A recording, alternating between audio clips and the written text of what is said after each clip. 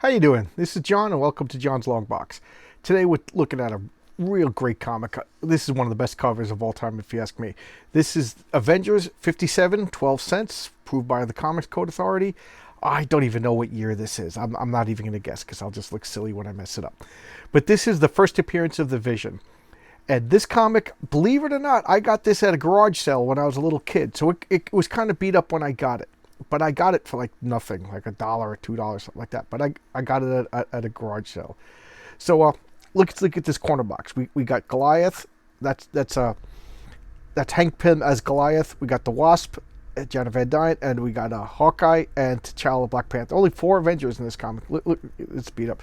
And I don't know if you could see, but I used to put tracing paper on top of this and draw this image over and over again. This is just such a great cover. I love this. I love this. Yes, sir. This was back. I got this back before I started taking care of comics when I was a wee little one. And this was on a Slurpee cup. I had that Slurpee cup. This was just. I think this is one of the most redone covers as far as like homages and everything. Just look at that. And for years, because of this comic, the Vision was my favorite character for years. All right, let's take a look at this. So, are you tired of being skinny? I know that, man. I am so freaking skinny. It's just killing me. I need to gain weight because I'll drink these shakes because I am tired of being skinny. But here, okay. This cover is by John Buscema and George Klein. George Klein, I actually had to look him up. He's a Golden Age artist who I don't know too well, but he wrote, he inked, he drew, he did everything. And he died in 1969. So obviously this comic is older than 1969. But that's why I didn't hear him. He died, before I got to know him. So look at this. I love that moodiness. Look at that wonderful moodiness. The first page, it's John Buscema. It's just great. If I wasn't like ranting and raving about Jack Kirby and Steve Ditko and the classic early Marvel, I'd be talking about John Buscema. So look at that. Isn't that wonderful? Look at that. Oh, I just love it. So let's look at the credits before I go nuts discussion over this. So we got Stan Lee, the editor. Roy Thomas is the writer. I talked about Tom, but I was wrong about one of my details about Roy Thomas. He wasn't hired as a kid. He was actually a school teacher and then went into comics. So he was a full-on adult. I don't know why Jim Shooter was the one who was hired when he was like 14, 15 years old for DC. John Buscema, artist. George Klein is the inker. And Sam Rosen is the letter. Sam Rosen, he was a big old letterer back then. Now let's look at the what year this came out. 1968. Oh, so poor George died a year. Poor George died a year after this. All right, so here you go. Behold the Vision. So just look at this, just wonderful movie. Look at the apartment. Look. I keep saying that, but what do you know? I just love this. And even when they lack the details, they're not really missed. Your brain, they set up this apartment, the wonderful rain, the darkness, the shadow. Look at the figure outside the door. What is that? That looks like, and they're leaving, and of all the things to be stood up for a bunch of germs. So this is classic Hank Pym and Janet Van Dyne.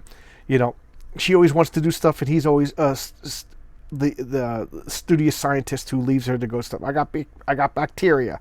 She's like stood up by a bunch of germs. So they had like the most tempestuous relationship in all of Marvel. Are they not? They're breaking up. They're not breaking up. They're together again. They're not together again. We all know couples like that. But when they started out, they were just generic scientist and a generic younger girlfriend, like Reed Richards and Sue Storm. There was really no difference in the personality. There was really no difference in the dynamic of the relationship. But as Marvel Comics got like more interested in continuity and character development, Stan Lee didn't want to have two couples that were the exact same dynamic. So because Reed Richards and Sue Storm were in the premiere comic, Fantastic Four was Marvel's biggest seller for so long. Excuse me, I'm going to cough. Again, I don't cough all day long. I guess it's the talking. Think about it. But anyway, since Reed and Sue were Marvel's #1 couple. They were the big power couple. They had to change the dynamic of the the #2 couple. So they made them the dysfunctional couple. So Reed Richards and Sue Storm, yeah, they had ins and outs. That's drama for you. You know what I mean? You can't have a 40-year interpersonal relationship without some sort of problems. But overall, Reed and Sue were the happy couple, and then because of that, Hank and Janet were the dysfunctional couple. Sorry about that, but that's just the way it is. So here she is, she's getting shot with I-beam, beep, and some pain's going out, and that signal activating in my belt. So she's being attacked. She activates the Avengers Assemble build, and look, so this is Ant-Man, who became Yellow Jacket. Now he became Giant Man, and now he changed his name to Goliath.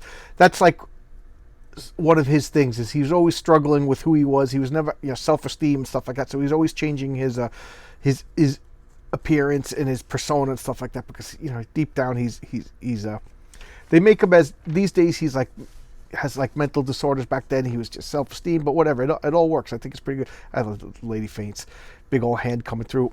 Now what's going on? Because thanks for smashing expensive glass to smithereens. Even my would-be assailant opened it by hand. He did, and there's the Vision laying on the ground. So, of course, they're all, and now subplot. So here's Hawkeye, what's going on here? And there's the Black Widow. That's her original costume. And her costume gave her like the ability to cling to surfaces and stuff like that. So, here she is standing on the ceiling. And again, this is just Stan Lee's edict that comic books are a visual medium. They could have a conversation, but it's more interesting to see her sticking to the wall in costume. You know what I mean? So it's not what you say, it's how you say it. So he helps it down on the ground, and here they are. They're having she gave up being the Black Widow, and now she wants to be the Black Widow again, but she wants to be a good guy. So that's the gist of this conversation. And there's all. Look at that, the cheesy purple costume. I love it. And here's some pillows. These were like plastic pillows that you'd sweat and they'd stick to you. And you want a horse? You want a picture of a horse? Sure, who wants a picture of a horse? So he's got to respond to the Avengers signal, and she's like, but we were having a conversation, but you want to date a superhero? That's what happens. So here's T'Challa walking around in his raincoat, contemplating the nature of the universe, and there's a robbery. So, of course, this is what 1968 robbers look like, and they don't realize that they're going to get a face full of Black Panther. So you want a face full of Black Panther? No, you don't. So you obey the law. So these guys, they didn't obey the law. They got a face full of Black Panther. And look at them. I love this.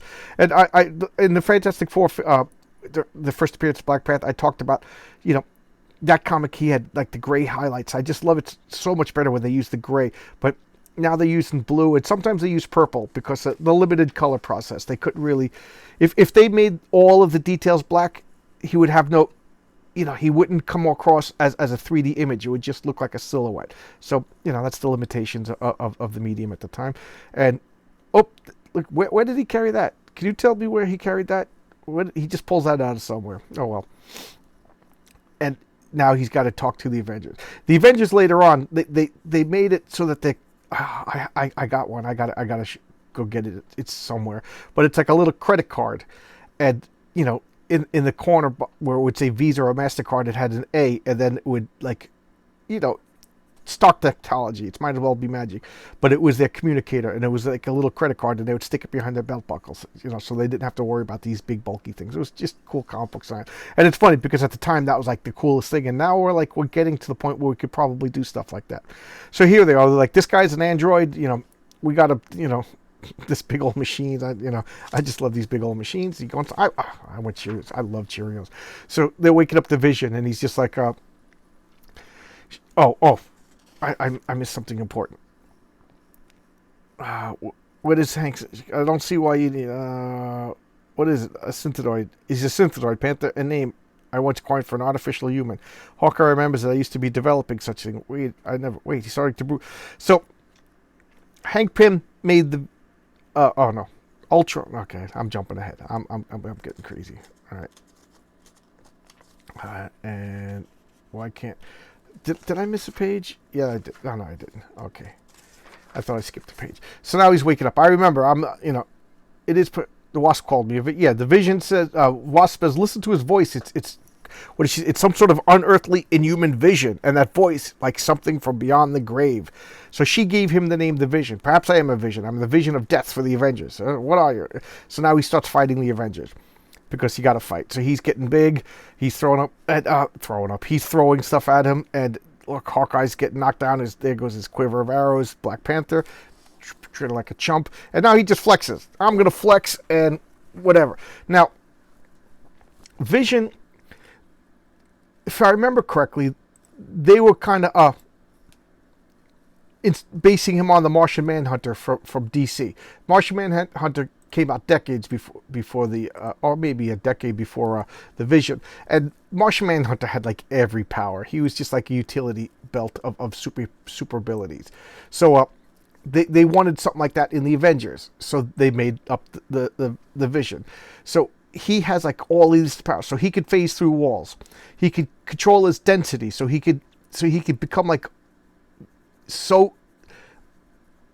his density could go so low that he's like a ghost. It could pass the wall. But he could do the other side where his density gets so tough that he's, diamond-like and even harder than diamond.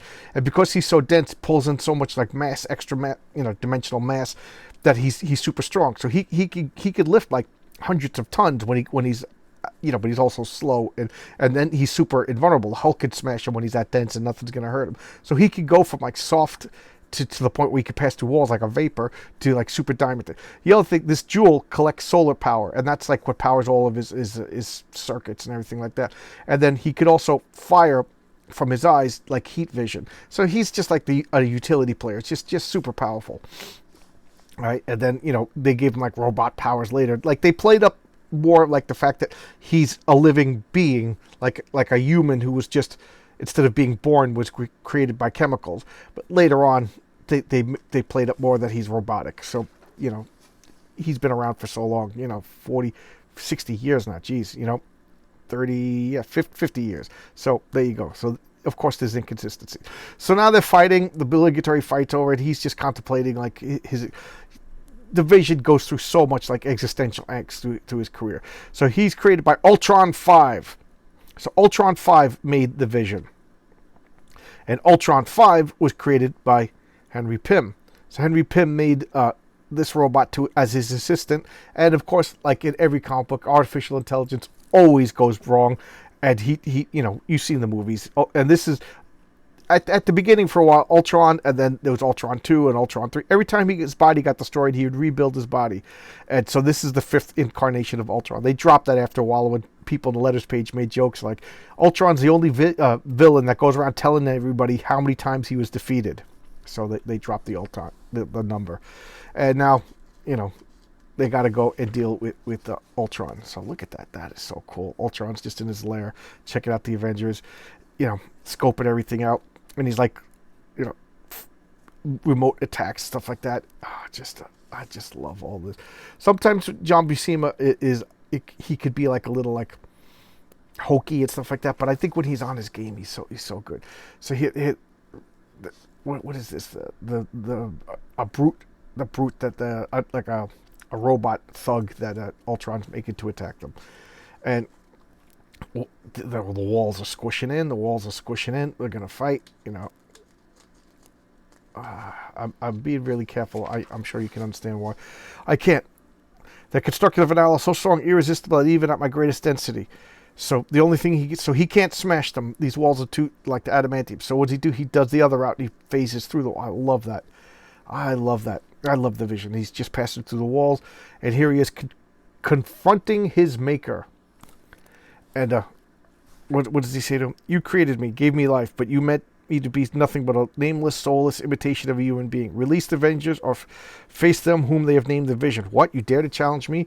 For that I should destroy you. Yes, why should we quarrel? We who are above the groveling human race. So now he just swats the Vision, who wasn't prepared, and throws him into the deconstructing fluid, and here he floats out. So he could also fly when he makes himself like vaporous. He could also fly. I'm still too skinny, guys. You gotta help me. I'm too skinny. And yes, I do read very slow. I read very slow. When I read novels, I take way too long reading novels, and when I read comics, I just take too long. So he's using all of his powers at his ability. Ultron jumps through him, smashes through everything. What's going on? And Ultron basically destroyed himself. So next time you see him, he'll be Ultron 6. So he's like, I don't know what to, look at this panel, so much brighter than the rest. But you learn their foe's weakness and use it to destroy him, blah, blah, blah. I don't want to be a bad guy, so they're going to take Avenger. They're going to take a Vision into the Avengers. So, Epilogue, this whole fight, I think, took place in, like, Harlem someplace. So this little kid finds this helmet, Ultron's face, and he's like, I'm bored with it. And this whole page is... I met a traveler from an antique land who said, so this is Percy Bysshe Shelley's Ozymandias, King of Kings. Behold, my name is Ozymandias, King of Kings. Look at my works, ye mighty in despair. So, they're basically saying, like, everything turns to dust after a while. Pithy.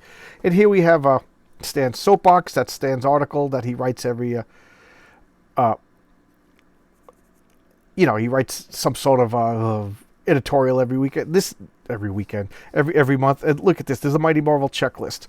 So we got the Fantastic Four special. They called annual specials back then. They're trying out the Marvel always wanted to make, if you could sell one comic book for 12 cents, why don't you make it, double the size and double the price, stuff like that.